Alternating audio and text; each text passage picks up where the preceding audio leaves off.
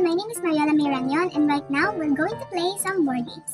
But first, let me introduce what a board game is. Board games are a specific type of tabletop game that often include pieces or counters that are moved on a board according to a certain set of rules. Board games vary significantly in complexity, with most including an element of chance and some being based purely on chance. And right now, let us proceed for our first game, which is chess. Chess is one of the oldest games that is still around today, played by millions of people worldwide. Chess is believed to be derived from the Indian game Chaturanga sometime before the 7th century. Chess is a two-player strategy board game played on a checkered board with 64 squares arranged in an 8x8 square grid. The chess rules: King, one space in any direction, forward, backward, sideways, or diagonally. Queen, as far as she can go in any direction, forward, backward, sideways, or diagonally. Rook, as far as it can go forward, backward, or sideways. Bishop, as far as it can go diagonally. The bishop always stays on the same color on which it started. Knight, two squares in one direction, and one more square at a 90-degree angle. Pawn, only moves forwards one space but captures one space diagonally.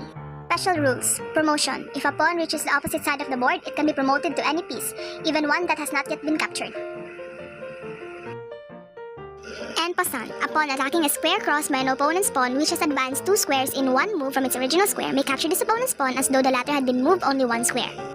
Castling is the only occasion in which two pieces are moved at the same time. The king moves two squares to his right or left. Then the rook leaps over the king and occupies the square right next to it. The second game would be Word Factory or Boggle. Let us define what is a word factory. A word factory is a word search game for 2 to 8 players in which players have a limited time to find words in a random selection of letters. Words found by more than one player are disqualified when scoring the game. The player with the highest number of eligible words wins. Equipment: 25 letter cubes, cube grid with dome, and a 3-minute timer. The objective of this game is to list within 3 minutes as many as words of the highest point value as you can find among the random assortment of letters in the cube grid. Place the letter cubes into the dome and position the grid. Turn the dome grid upside down and gently roll the cubes around. As one player removes the dome, another player starts a timer. When the timer starts, each player searches the assortment of letters for words of 4 letters or more. When you find a word, write it down.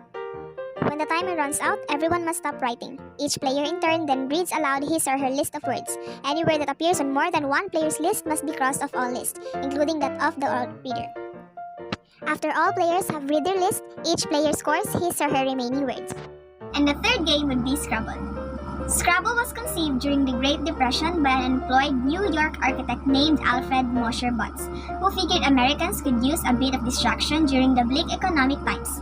The Scrabble, which is a board and tile game in which 2 to 4 players compete in forming words with lettered tiles on a 225 squared board, words spelled out by letters to the tiles and interlocked like words in a crossword puzzle. You should have a 100 letter tiles, a letter bag, 4 racks, and a game board. Draw 7 letter tiles. Have each player remove 1 tile out of the tile bag. The player that gets the letter closest to the letter A goes first. Each player then draws 7 tiles from the tile bag. Score each word. Tally each word score by adding point values for each letter in the word. Point values range from 0 points for a blank tile to 10 points for the letters Q and Z. Use a paper and a pen to keep track of the word scores for each player. To play, continue playing in a counterclockwise direction around the board. During each turn, a player can decide to place a word on the board, exchange tiles, or pass. Choose new tiles.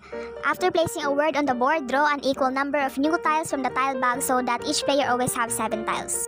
Keep going. All letters played must touch at least one letter that is already on the board to form at least one complete word. When one player has used all of their tiles or no one can make any more words, the game ends. Challenge words. Consult a dictionary when challenging. If the word isn't in a dictionary, the player loses their turn. If the word is allowed, the challenger loses their turn. Calculate scores. Calculate each player's final score by adding up the points from all of their word scores. Then subtract the sum of their unplayed letters. If one player has used up of all letters, and add sum of everyone else's unplayed letters to their score. The player with the highest score wins.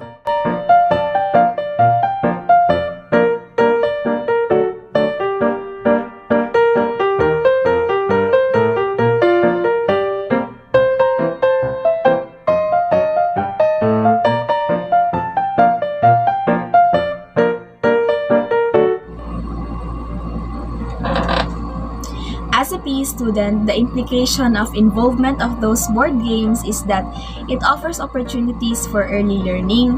Even simple games help Young players identify colors, count spaces, and develop hand-eye coordinations and dexterity in moving cards and pieces around the board. It is an easy way to encourage healthy brain development. It will also exercise our brain as well as our memory. This game will also teach us to be analytical thinker, wherein it allows us to find solutions to problems and make reasonable decisions about a certain thing. It will also develop our intelligence because of learning different new words, and this is very fun, and at the same time it tests our vocabulary and language skills.